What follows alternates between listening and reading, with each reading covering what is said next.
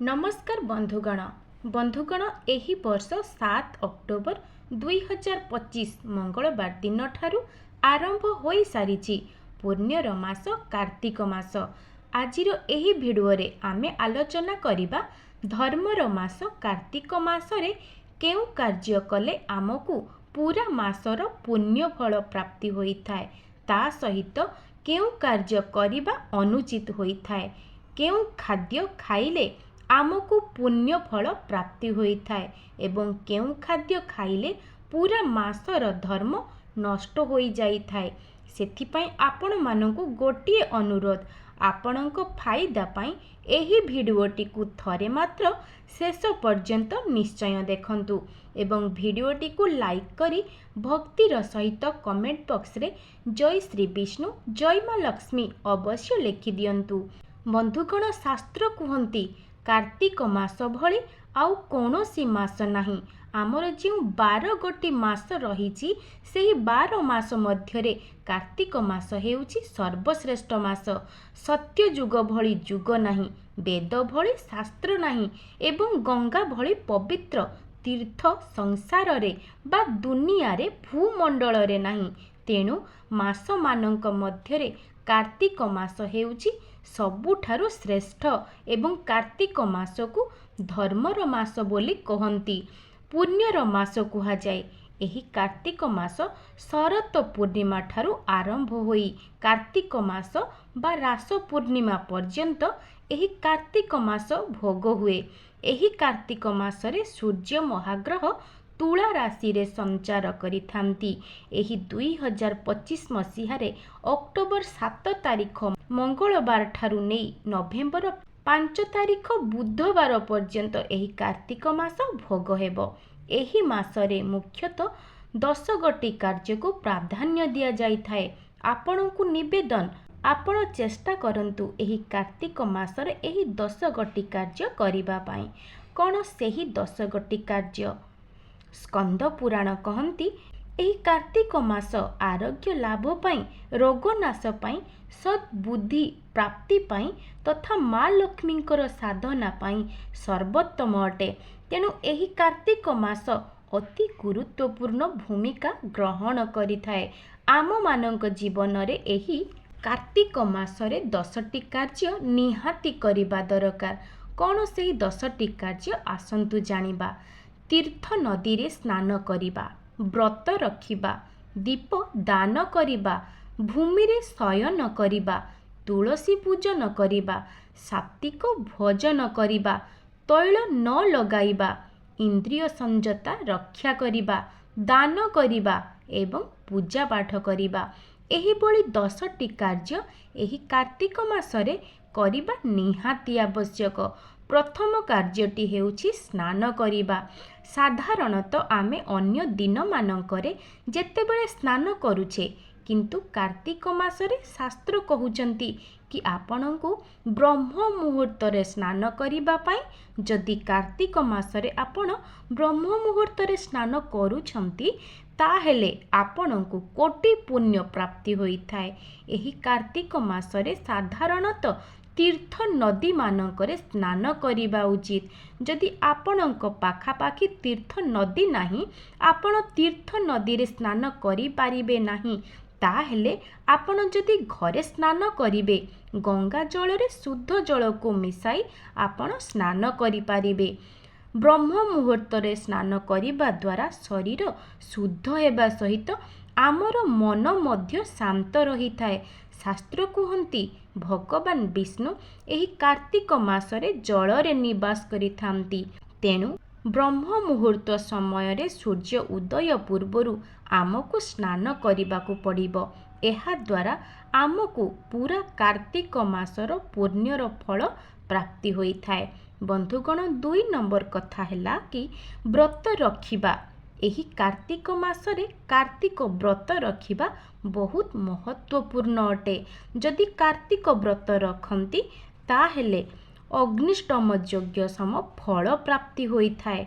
ଏହି କାର୍ତ୍ତିକ ମାସରେ ଭଗବାନ ଶ୍ରୀ ବିଷ୍ଣୁଙ୍କୁ ଦାମୋଦର ନାମରେ ପୂଜା କରାଯାଇଥାଏ, ଯାହାକୁ ଆମେ ଜାଣିଛେ ରାଇ ଦାମୋଦର ପୂଜା ବା ରାଧା ଦାମୋଦର ପୂଜା ବୋଲି ଧର୍ମସିନ୍ଧୁ ଗ୍ରନ୍ଥ ସୁନ୍ଦର ଭାବରେ କୁହନ୍ତି। ଯେଉଁ ବ୍ୟକ୍ତି ବିଶେଷମାନେ କାର୍ତ୍ତିକ ମାସରେ କାର୍ତ୍ତିକ ବ୍ରତ ନ କରନ୍ତି ସେମାନେ ଘୁଷୁରୀ ଯୋନିକୁ ପ୍ରାପ୍ତି ହୋଇଥାନ୍ତି।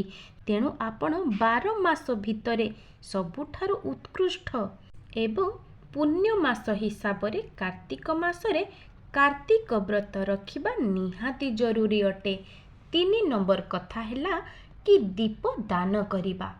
ଧର୍ମସିନ୍ଧୁ ଗ୍ରନ୍ଥ ସୁନ୍ଦର ଭାବରେ ବର୍ଣ୍ଣନା କରିଛନ୍ତି କି ଯେଉଁ ବ୍ୟକ୍ତି ବିଶେଷମାନେ କାର୍ତ୍ତିକ ମାସରେ ଦୀପ ଦାନ କରନ୍ତି ସେମାନେ 1600 କଳାକୁ ପ୍ରାପ୍ତି କରିଥାନ୍ତି।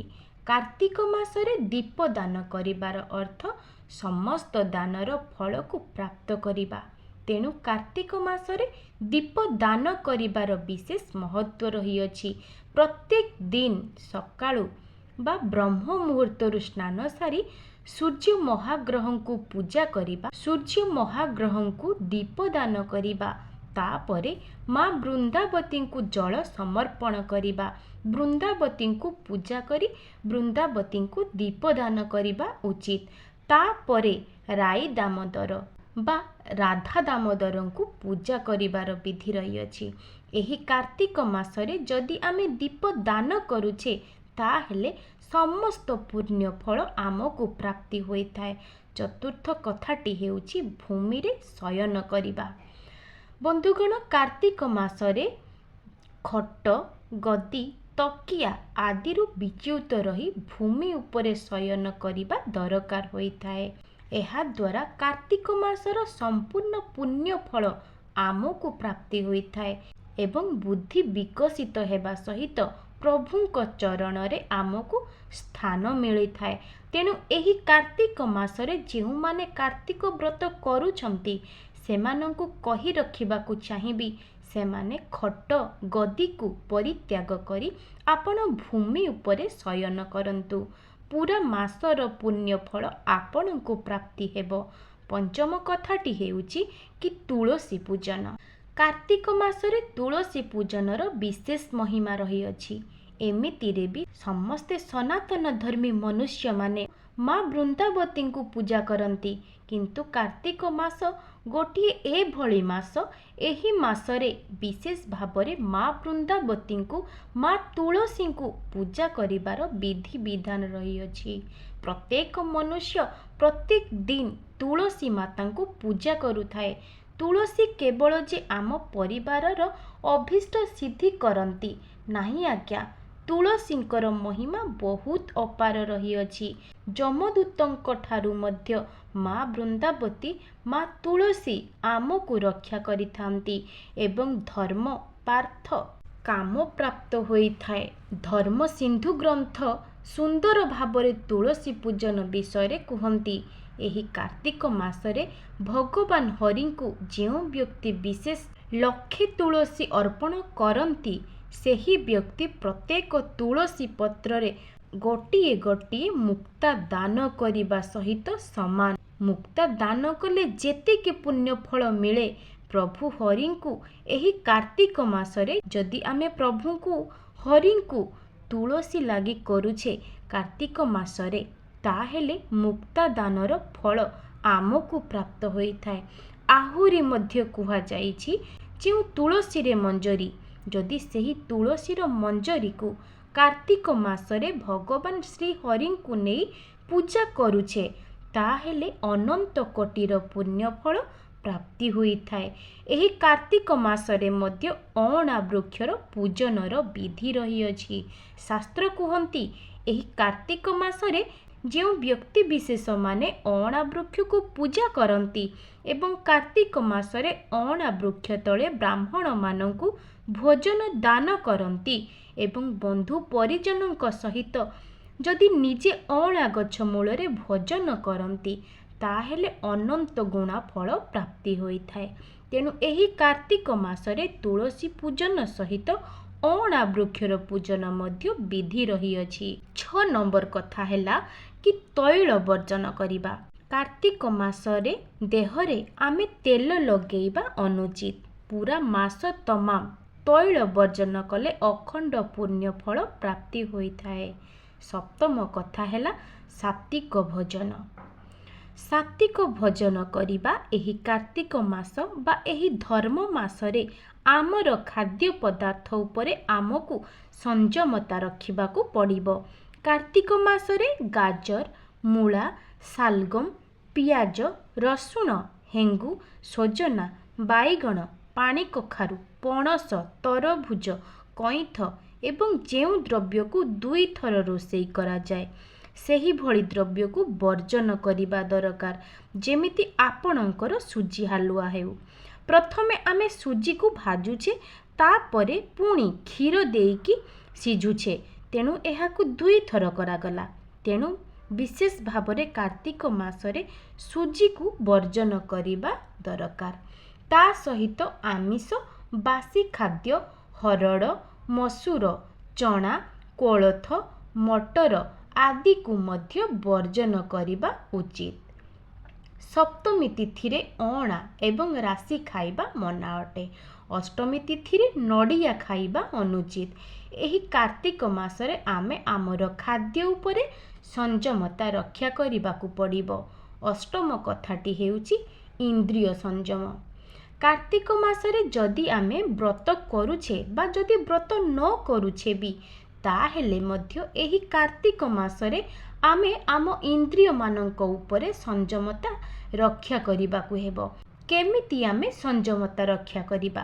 कार्तिक मासरे आमे खराब काम करिबा नाही, कुकर्म करिबा नाही, लोभ करिबा नाही, क्रोध करिबा नाही, काहा विषय रे किछि खराब कथा चिंताधारा आनिबा नाही, काहा सहित झगड़ा करिबा नाही एवं काहार अनिष्ट हेला भली कौनसी कार्य करिबा नाही।